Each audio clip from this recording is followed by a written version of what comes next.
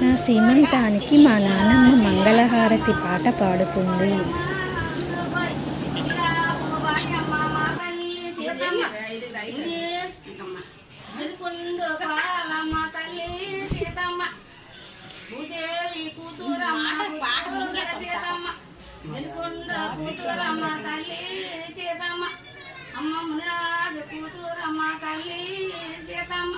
ఇటువంటి బాధలమ్మ తల్లి సీతమ్మ వానాడ మా తల్లి కారాటలిచ్చాను ఈనాడ మా తల్లి కారాటలిచ్చాను లక్ష్మీదేవికి ఆడమని అందుకని తల్లి పొందుతుంది ఇవి ఆడుతూ